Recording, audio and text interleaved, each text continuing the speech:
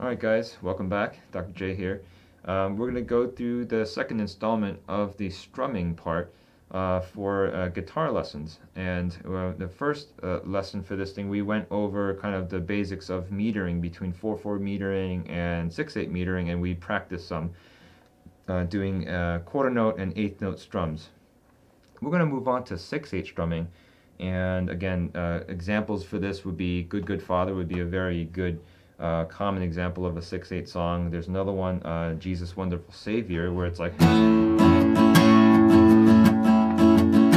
that's a 6/8 song. So let's start again with your basic G chord, and we'll practice a 6/8 strum. Okay, so it's important that you count it out, because without that you kind of get lost with yourself. So let's start that. 1, 2, 3, 4, 5, 6. 1, 2, 3, 4, 5, 6. 1, 2, 3, 4, 5, 6. 1, 2, 3, 4, 5, 6. 2, 3, 4, 5, 6. 1, 2, 3, 4, 5, 6. 1, 2, 3, 4, 5, 6. 1, 2, 3, 4, 5, 6.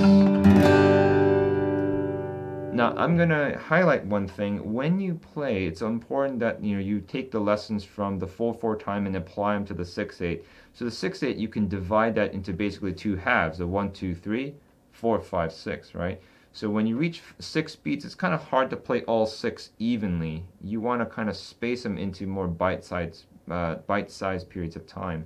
And so we divide them 1, 2, 3, 4, 5, 6. And naturally then you'll have this kind of like accent at the 1 and the 4. 1, 2, 3, 4, 5, 6. 1, 2, 3, and you want to have that, right?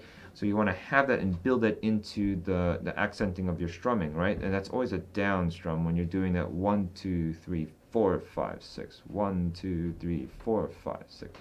Let's try that again and focus on the accenting. And I'm going to do a bunch of bars on this. 1, 2, 3, 4, 5, 6. 1, 2, 3, 4, 5, 6. 1, 2, 3, 4, 5, 6.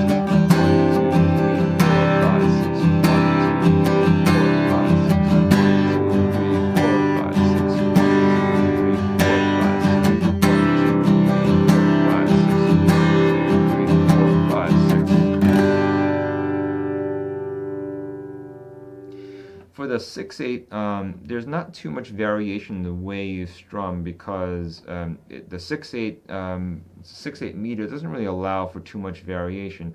Of course, you may find when you start playing it, then you can start to mess around with it and make it sound more syncopated, and there's definitely room for that too. But let's just play Good Good Father and see how that goes, okay? Let's start there. 1, 2, 3, 4, 5.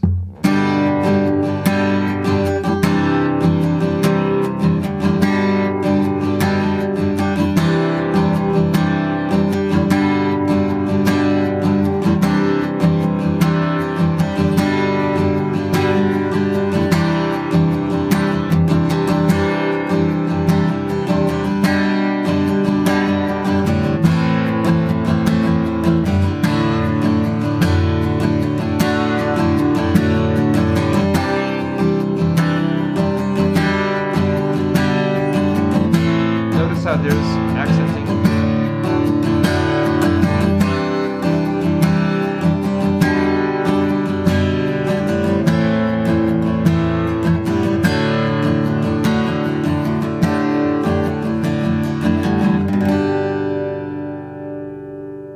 So there really wasn't too much differently I did. I just did a plain old 6/8 strum, and that's pretty much how it goes for the whole song. There's not too much. How do you build shaping of the sounds, right? Like you're not robotically playing the whole thing. So how do you shape it, and how do you lead the congregation to the next step when we're going from verse to chorus and back? And like, how does that work, right? You do want to take the cues from what's in the lyrics, right? Because ultimately the music, the instrumental part of the music, only supports what the lyrics are saying and doing, right? The music itself doesn't really have much inherent meaning behind it. It actually has no real much meaning. It's just music. But it augments the message of the song if you're able to kind of build it up and bring it down at kind of strategic times of the song, right? So when you're going we're usually generally jumping from a verse and landing into a chorus, you want to kind of build up the sound. So how does that work? So you're accenting with your strumming hand, right? So the turnaround chord on that one, I think, is the D.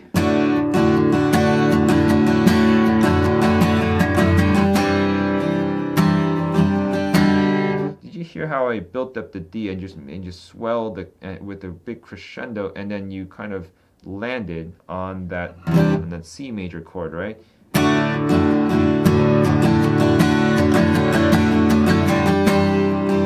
And there was a big crash when you resolve on beat 1 of the next measure, the C, and then from there the shape goes back down, and that's kind of how you want to shape the song from there. You land it at the chorus, you bring it down a little bit just so you can build it back up, and there's a lot of volume swells you can do just in the sound of your strumming hand to kind of guide the congregation with where you're going next, right? Because if you don't tell them where you're going, then they can't follow you, and then you're not actually leading anyone. So it's important that you're leading.